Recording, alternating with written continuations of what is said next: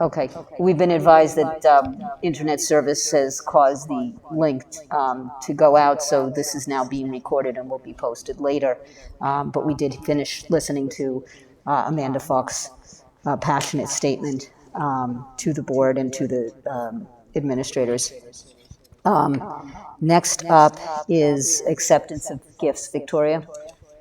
Yes, I'd like to ask the board to accept a generous gift to Sealy Place from Stephen Gray for $200 requested for the centennial celebration. And also to note what a wonderful centennial celebration it was, and to thank Keith Feuerstein, Julia Huang, and the entire Centennial Committee.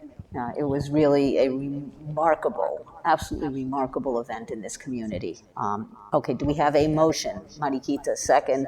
Jennifer, all in favor? And it is unanimous. Next, we move on to Superintendent's report. Yes, we're very excited this evening to continue our curriculum highlights. We had the elementary teachers at the last Board of Education meeting, and we have some junior, senior high school teachers here this evening, Sarah Carey. And, oh my gosh, Robert, I almost, your Jeremiah. went out of my head. Robert Jeremiah are both here this evening, and Kyle Hosier is going to do an introduction.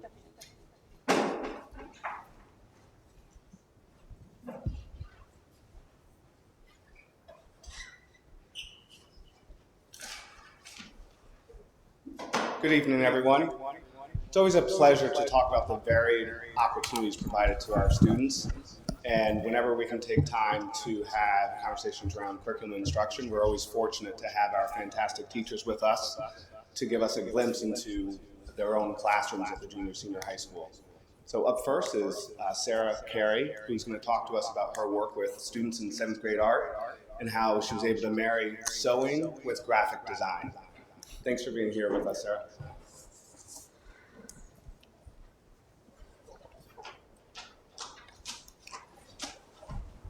I have some samples that you can pass. All right. Thanks, Kyle. So, hello everybody. My name is Sarah Carey, art teacher at Edgemont Junior Senior High School, and I'm here to share the 7th grade embroidered logos unit with you. In this unit, students were prompted to create a personally meaningful logo while applying graphic design concepts to communicate a message. Students viewed popular logos and analyzed how each conveyed something about the identity of the product, company, or organization the logo represented. After getting inspired by the stories behind popular logos like Instagram, Nike, and Starbucks, students brainstormed ideas for their own. They jotted down words that described their interests and values and came up with 6 different thumbnail sketches that visually incorporated at least 3 of those words. This drafting strategy asked students to think quickly without second-guessing their ideas, which I have found can help even the most apprehensive artists get started.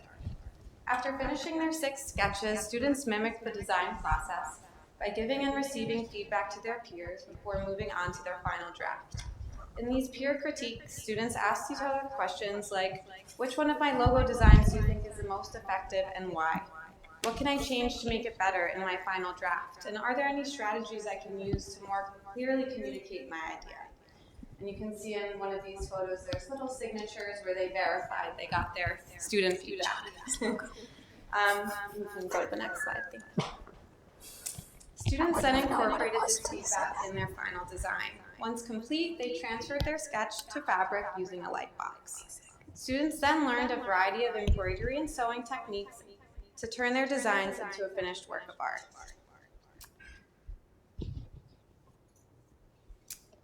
Due to the portable nature of embroidery, students were able to bring their materials with them and work outside.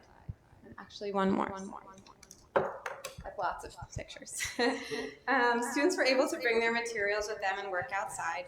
Focusing on our sewing while enjoying the fresh air helped us experience some mindfulness to boost our social emotional well-being.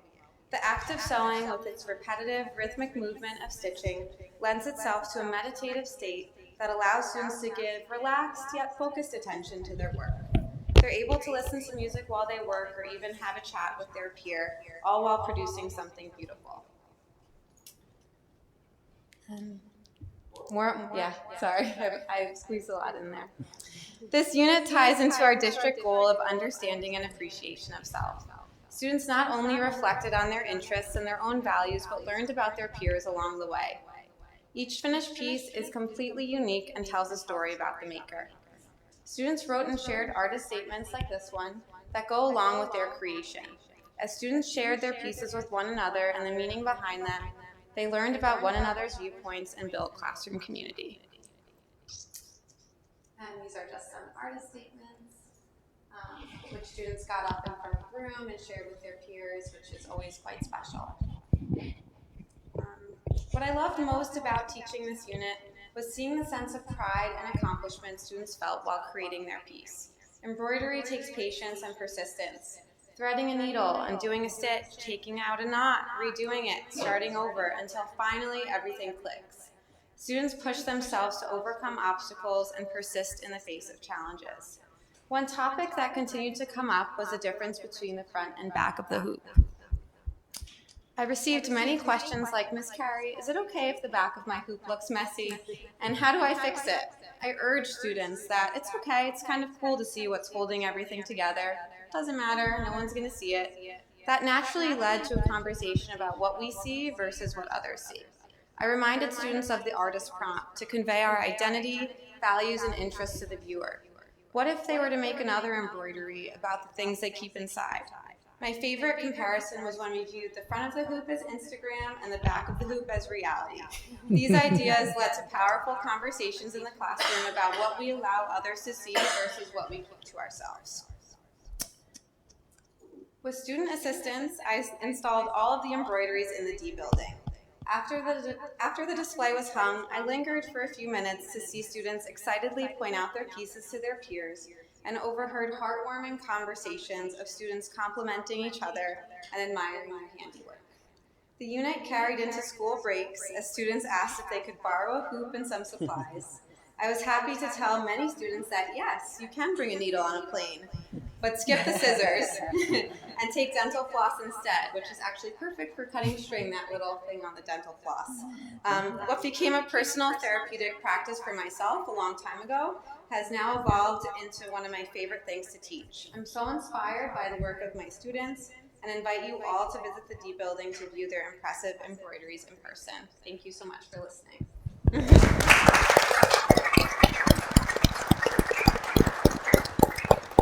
Happy to answer any questions if you have them.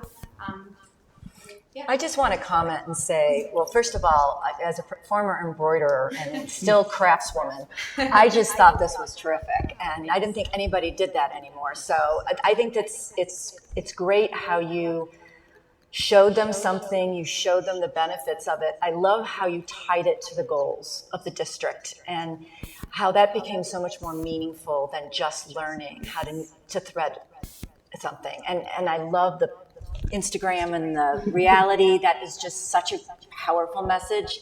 So I was just really excited to see this one. Thank you so much. I hope you start to embroider again. I'm knitting right now. And I just want to add, as somebody who has no interest in this kind of art ever, this was wonderful. It was fascinating, and I could actually see myself as a young student getting involved and excited to do a project like this. And as Monica said, all the connections that you made to the academic portion of was absolutely wonderful. Thank really, you so truly. much. Thank you. It's a privilege for me to teach it, so thanks. I think you also do some digital art, right? Yes. So we've been talking a lot about technology and how it enhances everything, but this is a nice way of seeing the opposite happen. Mm-hmm. We're preserving these crafts and like artisan that is otherwise not, and how that transforms creativity. So I really love how you bring those two together. Thank you. I think it's so important to have both, so I really try to make sure my curriculum hits the contemporary or traditional crafts too.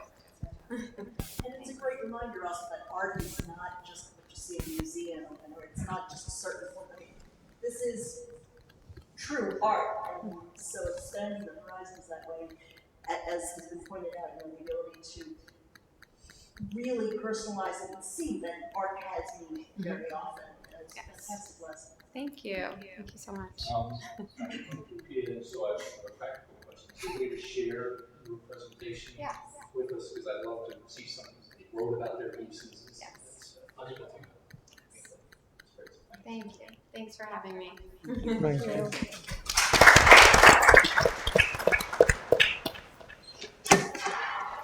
I had the pleasure of being in Sarah's class when students were working on this, and I just want to emphasize how excited students were when they were describing why they selected the logos that they did and what that meant to them and the conversations that they had with their classmates. You talk about building a strong class culture, and here's a great example of how you do it. And I would also want to add, Sarah, your skill of being able to help students develop the ability to give constructive feedback. It's an artwork unto itself. So it's always fantastic to hear students engage in those conversations, and you do it really well. Up next, we're lucky to have Robert Jeremiah with us, who's going to talk about Project Olas and how he's been able to connect our students with people in Guatemala City. Thanks, Robert.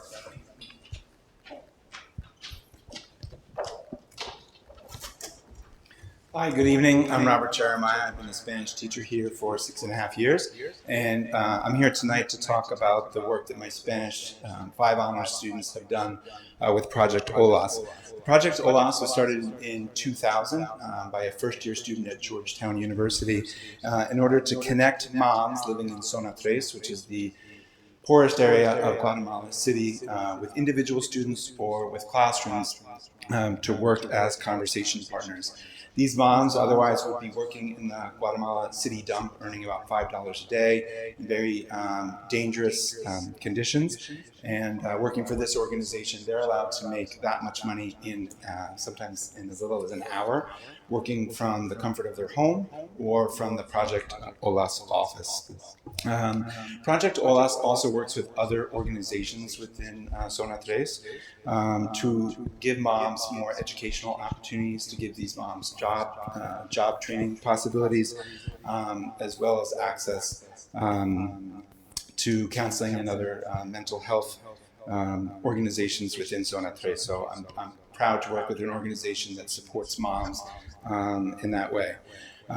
This year's mom that we worked with, last year I had 2 moms, this year I had 1, was able to work with all 3 of my classes. Although in her young 20s was just finishing high school, had managed to get herself an internship in marketing and publicity, which could lead to a great job if she doesn't get into college, which is the next big step for her, hopefully in the near future. Each of their classes had the opportunity to meet with the moms 6 times during the year. And I'll talk a little bit about what we talk about now in just a minute. Why do I do this? Well, the real life connection to me is so very important. Over the years, I've had informal conversation partners, but the informal conversation partners usually fall apart for a number of reasons. One of them being technology on our end or on their end. Another is commitment of students. When I first started working here, I did this with students before school, so they had to come to school early in order to connect with the students in Argentina because of the time difference. And that's the biggest challenge, is finding a Spanish-speaking country that doesn't have a challenge of time difference. So having a formal commitment with an organization has really been very, very helpful for me and for the students. So why do I do this? Well, I do this for a lot of reasons. And 2 of the reasons are actually connected to the Focus Forward goals. Component number 2, which is understanding and appreciation of others. And component 3, which is connecting learning to life. These moms come from very different backgrounds. But more than one time, my students have said, you know, it's interesting, we do come from different backgrounds, but we have similar values in terms of family and education. And that came through with the 3 moms that I've worked with. It comes up a lot. Or more simply, something that we connected a lot about this year was fast food. Everyone loves to talk about food, and fast food was a topic of conversation. And 2 of the 3 moms, their favorite fast food happens to be Taco Bell, much to the surprise of all of us. But that inspired a lot of interesting and fun conversation with kids running up to show pictures from their phone of the things that we eat and the prices and the different drinks that we have. So that's a simpler level of connection. But Taco Bell happened to be it. She also mentioned a Guatemalan fast food restaurant, which one of my students looked up and found out actually just in Spring Valley, just a half hour away in Rockland County, and he took a trip over to try that food. Which to me was great, connecting something that happened in school to something that he can find close by. And let's see, these meetings really connect learning to life with exposure to multiple perspectives, to a different culture, and of course to new ideas. So how do we do this? We actually do this through Zoom. I know that we're a Google Meet school. I tried that at the beginning of last year and it failed miserably. So I'm very appreciative and thankful to Brian Paul, who allowed me access to one of these school Zoom accounts. And Zoom is working better on the moms' phones from their houses and on the computer in the Project Olas office. I do use the 6 themes of this class. It's one of my favorite classes I've ever taught in 15 years, but these are the 6 themes: personal identity, family and community, contemporary life, global challenges, science and technology, and beauty and aesthetics. These themes, I use 1 theme per meeting. The students prepare questions ahead of time. They ask the question, the mom responds, and the mom usually asks the same question back to the student to provide the context for a conversation. These meetings, for most of the year, we were only 1 hour ahead of Guatemala City, which was great. And when we became 2 hours ahead, the mom was willing to get up to start her workday at 6:30 in the morning to continue to be able to meet with my 8:30 class. So, and we did it all through Zoom. My first year of doing this, I did this with a grant from the Scarsdale Teachers Institute, so thank you for your support of the Scarsdale Teachers Institute. And this year I did it through requesting funds through my department, and it was only $1,000, and I've asked for that same money for next year. So with the budget passing, that should be a reality for next year. And we were also one of the first public high schools in the United States to participate in what they call the seminar program. Next slide. Actually, we can skip to the next. So feedback. Feedback is so very important. I have 4 different quick types of feedback. After every meeting, each of the students is required to submit a Flipgrid video. A Flipgrid is just a way to record your voice. So I have, after 2 years of doing this, I have about 600 Flipgrids that confirm the work that I'm doing, that there is value in this work. And I actually have the next slide, just a 1-minute clip from one student from 2021 with the student's permission. Because the internet's out. Okay. That's fine. Okay. The gist of the conversation is this student is speaking in Spanish, and she first makes a connection about music, and she's talking about the Project Olas mom, her love of the marimba, and the student says, I don't know that music so well, but music is something that's very important to my culture, so therefore we are making connections that way.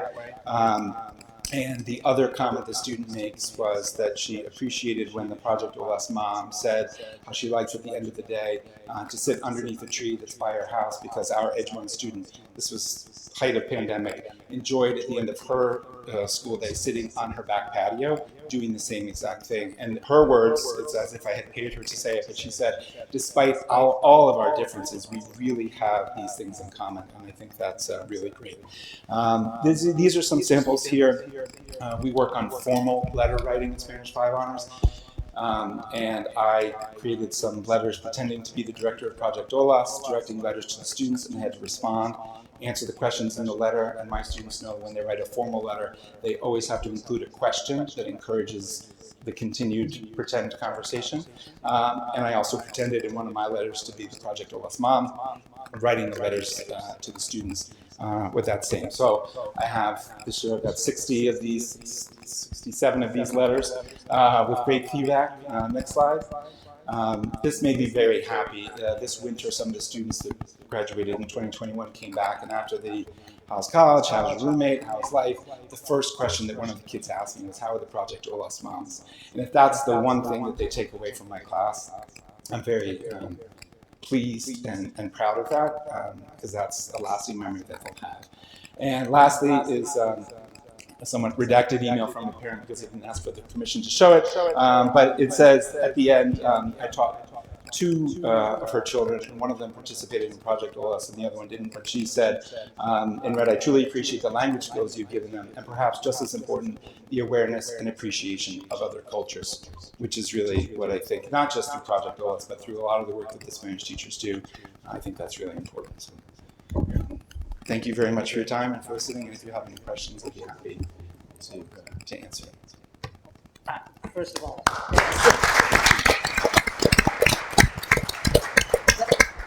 All right, go ahead. I'll wait for you. I have a question and a comment. My question is basically, does Olas mean something or stand for something? I don't speak Spanish, So it can mean waves. I have recently been thinking about why is it Proyecto Olas, but I don't have, it means waves, but I don't have an answer. Okay.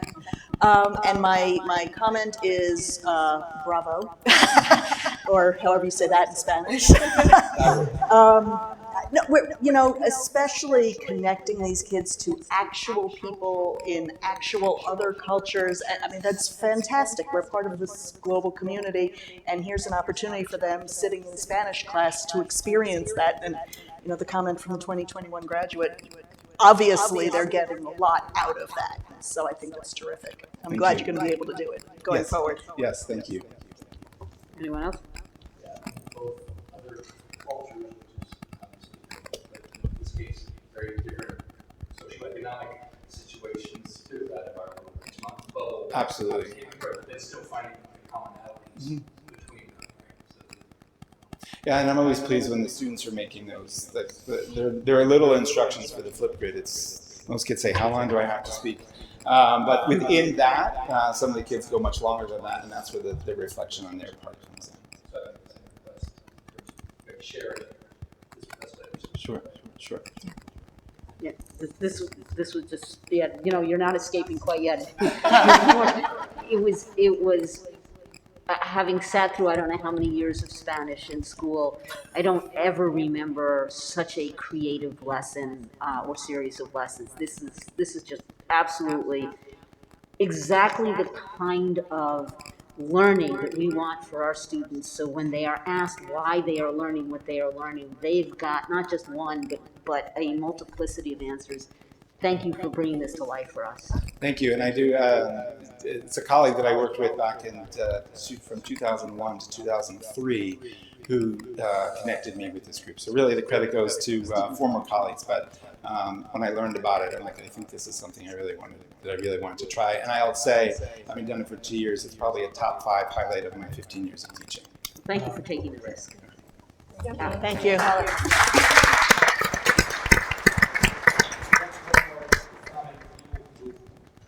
Seen these presentations before, heard me say this, but I don't know if you guys have heard me say this before. These are our favorite presentations because our board work is very high level. This is just a real insight into what goes on in this classroom. It's really special for us instead of sitting at a budget level or a policy level to see what our kids are doing is really special for us. So I also would like to extend my thanks for you bringing the goal and the components of the goals to our students in such meaningful ways and to show the community, because sometimes to some members who haven't been involved through the process, it's a bunch of words and what does that really mean? What impact can it have? And I just thank the two of you so much for bringing it to life and showing the impact on our students and on our community. So thank you. Yeah, because it really brings our work to life, right? We sit here and develop these goals, and then we say, what happens with them? So you've shown us what happens with them, and that's very great. Thank you both. Thanks for your time. Have a good evening. Okay, next up is our discussion of policy 1250 and specifically of an amendment to the open meetings law and its impact on our policy. And so I want to start by explaining to the community that is going to have to listen to our conversation. Back in April, Governor Hochul signed into law a change that takes effect starting tomorrow with regard to under what conditions video conferencing is allowed at public board meetings. And that applies to town boards to any kind of public board, and we are therefore required to make a decision tonight effectively as to whether we are going to continue to allow board members to attend board meetings virtually through video conference or not. In order to clarify the context of the conversation, I think it's important to know that the choice is to go back to the way it was pre-pandemic, and the rules were pretty straightforward then. There were three basic things that we could do where we could have video conferencing. At any location where a member was who wanted to video conference in, that location had to be publicly advertised and open to members of the public to attend at that other location. Obviously, pre-pandemic, people could also come in person to the LGI as well. We had to give timely notice, and I don't know, this seems repetitive. Members of the public are allowed to attend at any location. Somehow that was the third one. But the new law has a lot of requirements that boil down to, in order for us to allow a board member to attend by video conference, members of the public would have to be seen and heard remotely, which means that we would have to be able to set up a completely new system. And for those of you that haven't been to the LGI, we have about an entire row, well, half a row for sure, covered in electronic equipment just for this one location, plus the time of Jonathan Espinoza, who is managing all that is going on behind the scenes. And it's incredibly involved and complicated and takes hours to set up each time, and that's just for this one location. Anyway, it's a lot of background, but I really do want the public to be able to understand why we are having this conversation now. And so I would like to open it up to the board to share your thoughts as to whether or not we should proceed with continuing to allow video conferencing under all of the requirements that have been set, that I have not laid out here because there are just too many, or go back to the way it was pre-pandemic. Before we get to that, Judy, I think it's important for people listening to understand this is affecting the board only. This is not going to have an impact on how the, pardon me? We'll still stream, exactly, we'll still stream. So that aspect is not going to change. This is whether or not board members can Zoom in or well, I think it's whether or not there's an opportunity to have a hybrid meeting. Because I think what my understanding of all of the other requirements is that if a board member is attending remotely through video conferencing, the public can also attend remotely through video conferencing. And so if that's the case, then what we're saying is we're going to allow hybrid meetings where the public could either be here or they could be on the video conference. So I don't know if anybody else has attended hybrid meetings, but they're not particularly helpful or effective, and they can be very disruptive, especially in a scenario where there actually isn't control over people actually speaking on the video conference. So I mean, personally, I think that, the old version of, board members should try to be at every meeting, barring any sort of circumstance that they're not able to attend. And in that circumstance, they're missing from the meeting. And presumably, we are all in a position where we can make that happen most of the time, and we'll have quorum for every meeting. That's my feeling about it. Yeah, I agree with all that. My question is, I don't know the answer, is if we were to allow ourselves to have those, what we call the hybrid meetings, can we still operate as usual? And then if we decide, let's say something extraordinary happens and 3 board members are not going to be able to make it in person on a date, and maybe in the interim we've come up with a better technology solution there. We could choose for that meeting to do it, but anytime we don't want to, we don't have to have Well- meetings, and that would give us flexibility. I don't know if that the way it's worded is if that's allowed. We would have to pass a resolution first specifically allowing that. Yeah, we have to have a resolution that says exactly what we're going to be allowing.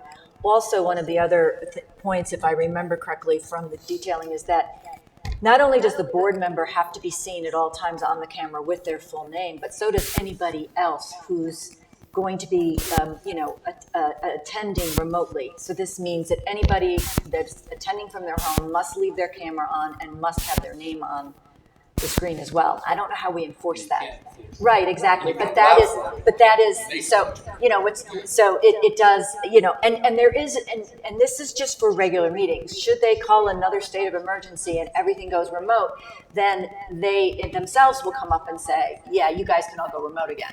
But this is for just, business as usual kind of setup. And I think in all the years that I have been aware of meetings, I don't think there was ever a board meeting that did not meet quorum.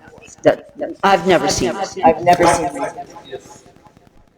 If to even allow the situation that I, threw it as a hypothetical, if we still had to craft and word a resolution, then personally, I say, I wouldn't worry about it now if things look like we could need that more often, or technology has changed in such a way that we think it's easier to set up and easier to control, then you could do your resolution at that point.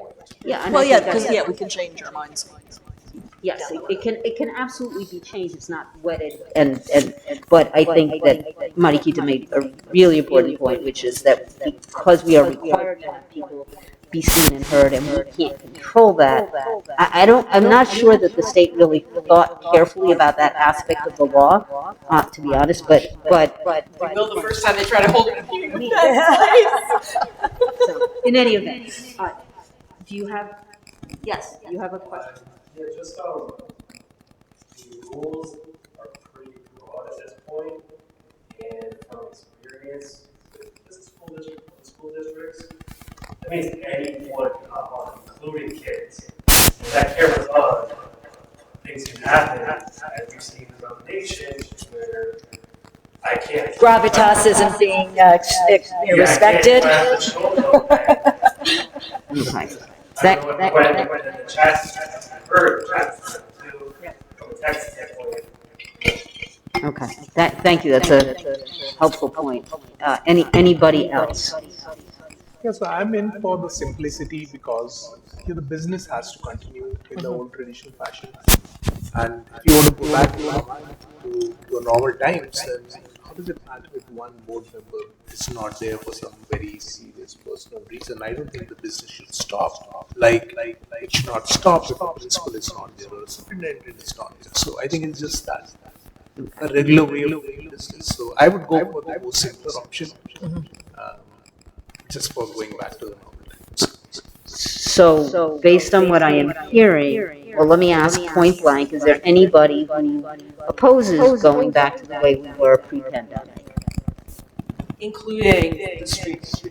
Right, it will include the live stream. So we will continue to stream. It's simply that we are requiring that the board member must attend in person if they are going to attend. Correct. They may not attend. Yes. True. Yes. Anybody may watch the stream, but if they want to participate, it's in this room or wherever we're meeting. Okay, so in order to do this, the resolution that I'm proposing is simply that we excise the 5th paragraph of our existing policy, which is policy number 1250. And if I think I lost access again. Yeah. Oh, I got it. Hang on. The reason you want things open just in case the internet goes down. Okay, hang on. 1250. I think I can get it. I connected to my phone. Oh, that was smart. You have bars down here? No, it was, and then it disconnected. Sorry. Let's see if it works.